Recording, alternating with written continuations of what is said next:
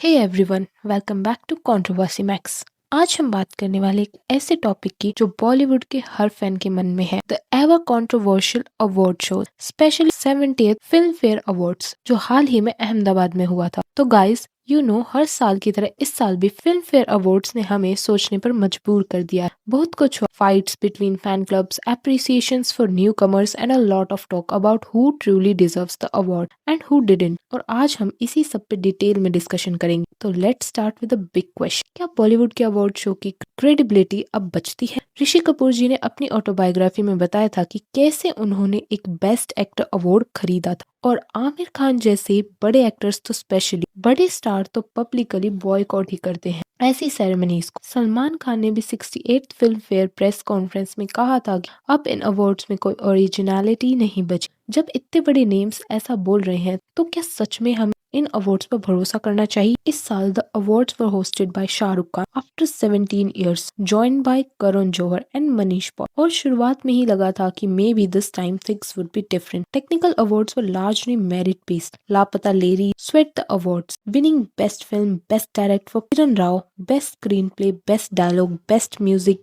Best lyric, best background score, best costume design and more. Rajkumar Rao won the critics best actor male and Pratibha Ranta got the critics best actor female। तो यहाँ तक तो सब ठीक था, पर controversies की एंट्री हुई best actor male popular category में। This award was shared by Abhishek Bachchan for I want to talk and Kartik Aaryan for Chandu Champion. Now Chandu Champion का तो समझ आता है, it was a commercial success and audience को पसंद भी आया। But I want to talk, जिसका थिएटर एक्सपोजर बहुत लिमिटेड था and it was largely invisible to general audience, many netizens found it hard to digest. हो सकता है कि आप में से बहुत लोगों ने तो अब इस मूवी का नाम भी पहली बार सुना हो। और अब आते हैं उस कैटेगरी पर जहां सबसे ज्यादा बवाल हो, best actor in a leading role female. Nominations में थे Alia Bhatt for Jigra, Kareena Kapoor Khan for Crew, Kriti Sanon for Teri Baaton Mein Aisa Uljha Jaye and Shraddha Kapoor for Stree two, Tabu for Crew and Yami Gautam for article 370। Guess who won? Of course, Alia Bhatt for Jigra.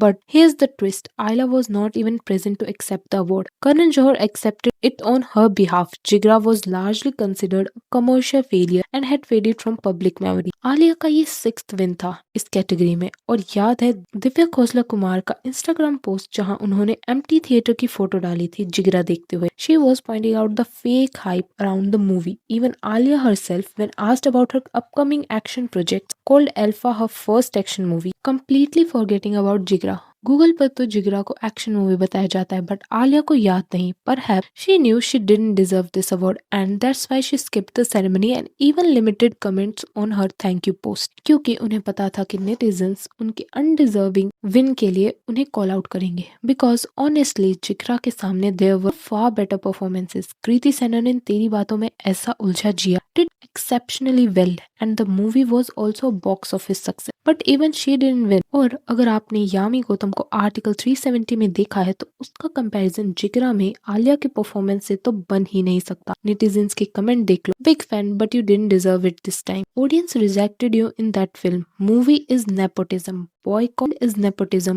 awards are nepotism, shameless woman ever, nothing is genuine about her success and achievements, paid awards. The language might be a bit harsh, but the sentiment is clear.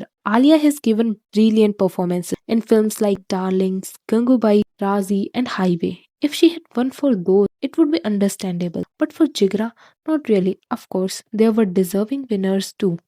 Lapata Ladies cast winning felt truly deserving, and Akshay Alwani winning a Filmfare Award also felt personal for those who have followed his journey. But we can't ignore the favoritism that still runs rampant in these award shows. Abhay Verma को तो debut category में nomination भी नहीं मिला, which was quite surprising. As one tweet rightly summarized, I stopped following Filmfare after 2016 when Saroj Pancholi won Best Debut over Vicky Kaushal for मसा। तो दोस्तों, ये थी मेरी take 70th Filmfare awards की कंट्रोवर्सीज पर।